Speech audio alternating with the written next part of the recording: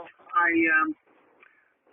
I put my the whole module, the whole lot, on the top of my speaker right now. I thought, well, I am not going to build a circuit board until I'm happy with the circuit to make sure it's working. So basically, I put elastic band around my breadboard, strapped it to the supercapacitors, and put the timers on the other side. And I'm going to leave it up here for about a week or two. And yeah, I've got it stripped down pretty bare now. Not using the Zenos anymore. And the capacity, the supercapacitors, the maximum voltage they can take is about 16.3. So once the voltage gets to 16.3, the current charge will fall off, and at which point the relay will trip, and that power will go into the battery. And the current voltage to the battery at the moment is about 11.7, and it's very small amount of power coming in. So it's actually making more use to use the supercapacitors right now. So it's about 10:30 in the morning, and the sun isn't actually facing my solar panels on the door yet, but scaffolding would cast some shadows still. And MPPT is not active at the moment. But when the power does get triggered, it comes from the relay circuit, comes through this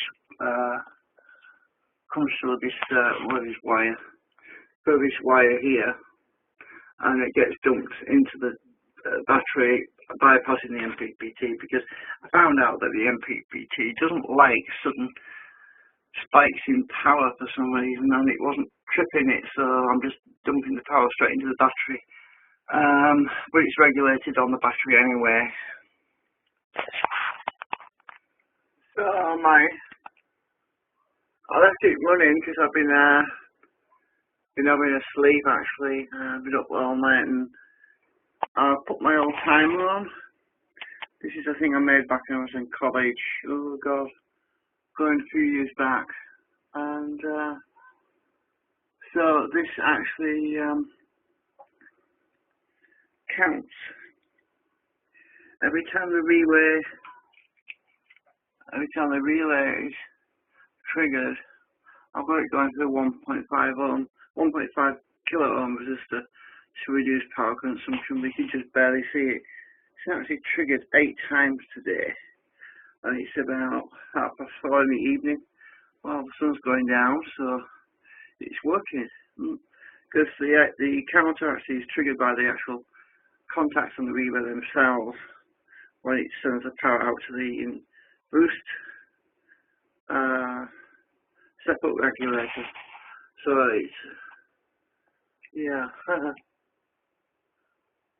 so it's definitely doing its job. So yeah. I can turn this damn thing off. Yeah, it's working. We're now at 10, and it's counted up to 10 now. It's the second time since I came in, and it's currently discharging into the battery, and about 1.53 amps. I noticed the relay's tripped off because the holding current wasn't strong enough, and the circuit's no longer pulsating. It's totally technical voltage. The supercapacitor is down to 666 actually.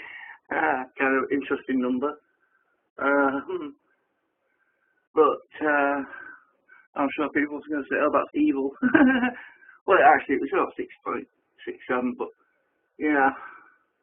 But anything lower than about 7 volts is not very efficient, really, because it just, that's when the boost converter, which is around the back of the speaker, actually starts to get quite warm. It's cool actually.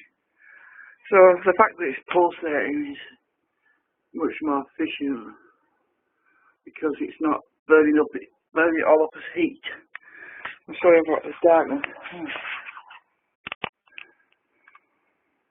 Yeah, note to self, sometimes I could do with a bit of light on the subject, but yeah, well, I just woke up, I was asleep, and some kids outside woke me up, making a lot of racket, because we've had intermittent kind of sun because the scaffolding is still out there, and but at least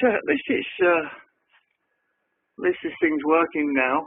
I did have to do some repairs actually, because that was just I put on the back, wanted to be increased a bit bigger, because quite a bit of current can be flowing.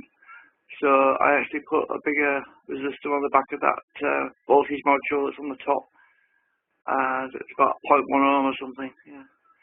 And it's the current reading is not very accurate at the moment. Every now and then the yellow LED will flash when it's in a positive gain as the voltage is climbing, but it doesn't trip though until it gets to a certain point anyway.